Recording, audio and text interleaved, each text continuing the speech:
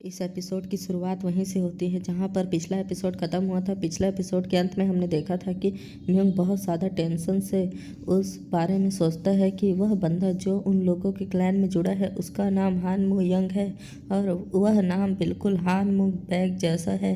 मुझे जहां तक लगता है कि यह दोनों बंदे एक ही हैं, लेकिन मैं इस बात पर कंफर्म नहीं हो सकता जब तक मैं उससे मिल नहीं लेता। फिर उसके बाद दिखाया जाता है कि म्योंग का एक क्लासमेट जो कि उसके सामने होता है वह बोलता है कि वह हान मू बैग यहाँ पर 1001 हॉल में ज्वाइन हुआ है। वह 1001 हॉल के अंदर एक बहुत ही ज़्यादा नोटेबल टैलेंट है जिसके बारे में यहाँ के ज़्यादातर स्टूडेंट्स और टीचर्स जानते हैं, क्योंकि वह स्वॉर्ड ची को कंट्रोल कर सकता है और वह सच में बहुत ज़्यादा टैलेंटेड है।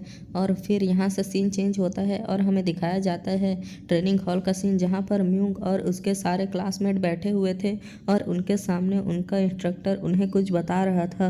म्योंग उसी बारे में सोच रहा था कि अब मैं क्या करूं, लगता है मुझे इस बारे में इन्वेस्टिगेशन करनी पड़ेगी, लेकिन इससे पहले मुझे अपने क्लासेस पर फोकस करना होगा और यहाँ से अच्छे से ट्रेनिंग लेनी होगी और इन पर ध्यान देना होगा, इससे यहाँ से मैं कुछ टैलेंट को अपने लिए रिक्रूट कर सकूं। और फिर हमें क्लास का सीन दिखाया जाता है जहाँ पर इंस्ट्रक्टर सबको बता रहा होता है कि यहाँ पर जितने भी न्यू स्टूडेंट्स हैं उन सबको 9 ग्रुप में डिवाइड किया जा रहा है और वहाँ फिर उन लोगों की ट्रेनिंग के बाद उन सबके बीच में मॉक बैटल होगी। जो 3 ग्रुप यहाँ पर लास्ट में आएंगे उन्हें 10,000 हॉल से एक्सपेल कर दिया जाएगा और उन्हें यहाँ से निकाल दिया जाएगा और बाकी सबको यहाँ से ट्रेनिंग के लिए रियल लाइफ बैटल एक्सपीरियंस के लिए हाई में भेजा जाएगा, जहाँ पर इवल डोमिनेरिंग हेवन का राज चलता है। वह एक अनऑर्थोडॉक्स एक्ट है जो कि इविल फैक्शन के ही अंदर आता है। वहाँ पर बाकी सब स्टूडेंट्स को रियल लाइफ फाइटिंग एक्सपीरियंस के लिए भेज दिया जाएगा। ये सब सुनकर म्योंग अपने मन में सोचता है कि इवल डोमिनेरिंग हेवन यह वह क्लैन है जो कि एक अनऑर्थोडॉक्स फैक्शन है। इस जगह को बनाने वाला अनऑर्थोडॉक्स फैक्शन का एक बहुत ही ज़्यादा ताकतवर जीनियस था, उसने इस इविल डोमिनेरिंग हेवन को बनाया है।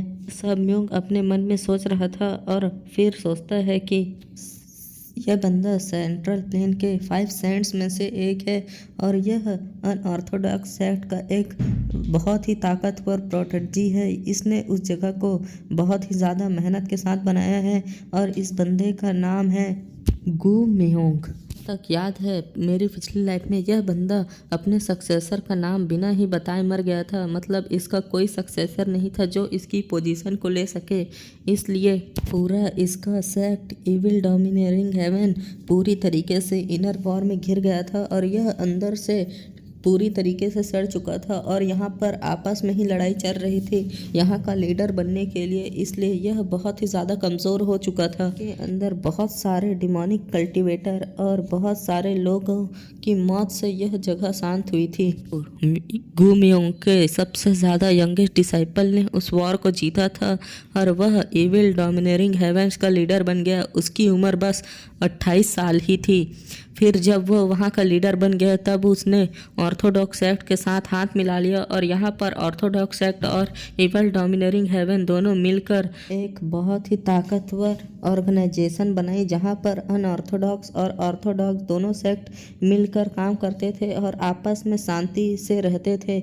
लेकिन यह बहुत ही ज़्यादा बुरी बात थी हमारे हेवनली डीमन डिवाइन कल्ट के लिए, क्योंकि न हम उन दोनों के साथ नहीं थे और हमारा ये कल्ट एक इंडिपेंडेंट कल्ट है जिसके अंदर सिर्फ यहाँ के लोग ही रह सकते हैं जो इस कल्ट के मेंबर हैं। इसकी अलायंस कभी ऑर्थोडॉक्स फैक्शन के साथ नहीं हो सकती, इसलिए वह चीज़ हमारे लिए बहुत बड़ा खतरा बन चुकी थी।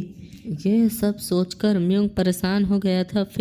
फिर हमें ट्रेनिंग हॉल का सीन दिखाया जाता है जहाँ पर इंस्ट्रक्टर बोलता है कि तुम्हारे उन सब 9 ग्रुपों के लीडर तुम्हारे सीनियर्स होंगे और यहाँ पर तुम्हारे 9 सीनियर सारे 9 ग्रुपों को कंट्रोल करेंगे और तुम्हें ट्रेन करने में मदद करेंगे, इसलिए तुम सब उनके ऑर्डर्स को अच्छे से मानना और उनकी बातों को फॉलो करना। आ जाते हैं। फिर म्योंग अपने मन में सोचता है कि आखिरकार उसे कौन सी स्क्वाड मिलेगी और उसकी लीडर कौन होगा। फिर वहाँ पर कोई धीरी आवाज़ में बोलता है कि हेलो एवरीवन। वह आवाज़ बहुत ही ज़्यादा कमज़ोर लग रही थी। म्योंग को यहाँ पर स्क्वाड नंबर 2 मिला था और उसकी लीडर वह लड़की थी जो कि पिछले एक एपिसोड में पहाड़ से गिरने वाली थी। अगर आपको वह एपिसोड याद नहीं होगा तो कोई बात नहीं, इसके बारे में अभी फिर हमें पता चल जाएगा। जब बाकी स्टूडेंट्स और म्यूंग उस लड़की को देखते हैं तो वह आपस में बात करने लगते हैं कि आखिरकार यह लड़की हमारी लीडर कैसे बन सकती है। क्या सच में यह सेकेंड ईयर की एक स्टूडेंट है? यह तो बहुत ज़्यादा कमज़ोर लग रही है। इसे देखकर ऐसा नहीं लग रहा कि यह 1001 हॉल के सेकेंड ईयर की स्टूडेंट है। और उन्होंने बोला था कि हमारे जो ग्रुप लीडर्स होंगे वह टॉप ग्रेड्स वाले होंगे। क्या सच में यह टॉप ग्रेड्स वाली है? मुझे नहीं लगता। ऐसा सारे स्टूडेंट्स के बीच में बात चल रही होती है और यह सब देखकर म्यूंग भी बहुत ज़्यादा हैरान हो चुका होता है और थोड़ा परेशान भी हो गया होता है कि आखिरकार यह हमारी लीडर कैसे बन सकती है। नाम बताया जाता है जिसका नाम बेक सन है। यह लड़की बहुत ज़्यादा कांपते हुए और डरते हुए बोलती है कि एवरीवन, मैं तुम सबका ध्यान रखूंगी और मैं तुम्हारी इस ग्रुप की लीडर हूँ, इसलिए मेरे ऑर्डर्स को मानना। सन ये सब बोल रही होती है तो उसकी नज़र सीधे म्यूंग पर होती है और वह बहुत ज़्यादा डर रही होती है। और यहाँ पर वह म्यूंग को देखकर बहुत ही ज़्यादा डर रही होती है। और दूसरी ओर म्यूंग अपने मन में सोचता है कि इसकी जैसी डरपोक लड़की हमारी लीडर कैसे बन सकती है। यह तो बहुत ज़्यादा डर रही है। आखिरकार यह इन सब चीज़ों से इतनी ज़्यादा क्यों डर रही है? आखिरकार यह तो एक सेकेंड ईयर की स्टूडेंट है। यहाँ पर ऐसा भी क्या है जिसकी वजह से यह इतनी ज़्यादा डर रही होती है? और दूसरी ओर बेक सन के मन में बस ये होता है कि जिन म्यूंग आखिरकार उसके ग्रुप में क्यों आ गया। यह एक 6 बड़े क्लैन में से एक का यंग मास्टर है। अगर इसे गुस्सा आ गया तो यह मेरे पूरे क्लैन को ही डिस्ट्रॉय कर सकता है। यह सब बेक सन के मन में चल रहा होता है और यहाँ पर यह दोनों एक दूसरे को देखकर ही बहुत ही ज़्यादा बारे में सोच रहे होते हैं और सच में यह सीन बहुत ही ज़्यादा फनी होता है। फिर यहाँ पर माँ जिनसंग अपना हाथ उठाता है और बोलता है कि क्या मैं एक चीज़ पूछ सकता हूँ? आप में बेक सन बोलते हैं कि हाँ पूछो।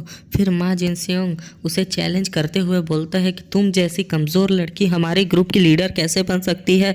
हमें दूसरा लीडर चाहिए, हमें कोई कमज़ोर लड़की लीडर के रूप में नहीं चाहिए। यह बोलकर माँ जिनसंग सीधे सीधे बेक सन की अथॉरिटी को चैलेंज करता है और उसे मुंह पर कमज़ोर बोलता है। इसके जवाब में बोलती है कि यहाँ पर जितने भी सीनियर्स हैं उन सबको इंस्ट्रक्टर ने यहाँ पर लीडर की अथॉरिटी दी है और उन्होंने हमें लीडर के तौर पर तुम्हारे ग्रुप पर के लिए चुना है। इसलिए तुम्हारे पास ये हक नहीं है कि तुम लोग हमें हमारी अथॉरिटी को चैलेंज कर सको। लेकिन फिर भी इतनी हिम्मत है कि तुम मुझे चैलेंज कर सको और मेरी अथॉरिटी को चैलेंज कर सको। यहाँ पर तुम्हें चाहे जितना भी लगे कि तुम्हारा लीडर अनरिलायबल है और कमज़ोर है, लेकिन तुम इंस्ट्रक्टर के फैसले के खिलाफ नहीं जा सकते और तुम मुझे और मेरी अथॉरिटी को चैलेंज कर रहे हो। मुझे जहाँ तक याद है इस समय के लिए मेरे ग्रैंडफादर ने मुझे एक सजेशन दिया था कि अगर कोई भी तुम्हें तुम्हारी अथॉरिटी के लिए चैलेंज करे तो तुम उसे इतना मारो कि वह तुम्हारे बारे में एक शब्द बोल न सके। यह सुनकर वहाँ पर जितने भी स्टूडेंट्स थे और म्यूंग था वह बहुत ज़्यादा हैरान हो जाते हैं और अपने मन में सोचते हैं कि ऐसा सजेशन कौन सा ग्रैंडफादर अपनी ग्रैंड डॉटर को देता है। ग्रैंडफादर बहुत ज़्यादा साइको था जो कि अपनी ग्रैंड डॉटर को ऐसा सजेशन और टीचिंग दिया हुआ है।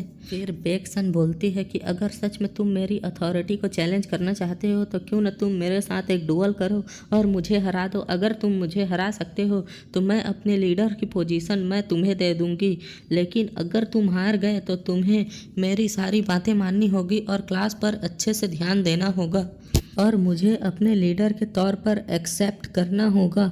अगर मैं हार जाती हूँ तो मैं तुम्हें रिकमेंड करूँगी इस स्क्वाड का लीडर बनने के लिए और मैं 1001 हॉल को छोड़कर यहाँ से चली जाऊँगी। फिर वह बोलती है कि यहाँ से सारे स्टूडेंट साइड पर हट जाओ क्योंकि मैं ये नहीं चाहती कि तुम सबको चोट लगे। यह सुनकर वहाँ पर जितने भी स्टूडेंट्स थे वह पर से हट जाते हैं और वह सब साइड में चले जाते हैं। यहाँ पर म्यूंग भी साइड में चला जाता है और यह दोनों लड़ने के लिए तैयार होते हैं। फिर यह एपिसोड यहीं पर ख़त्म होता है और सॉरी वीडियो इतनी ज़्यादा लेट आने के लिए, लेकिन अब मेरा एग्ज़ाम पूरी तरीके से ख़त्म हो चुका है, इसलिए अब से रोज़ कम से कम 10 मिनट की वीडियो आएगी। वीडियो पर सपोर्ट करना और इस वीडियो पर अगर कम से कम 20 लाइक हो जाते हैं तो मैं अगली वीडियो कल सुबह 10 बजे तक अपलोड कर दूँगा। Thank you for watching. Good bye.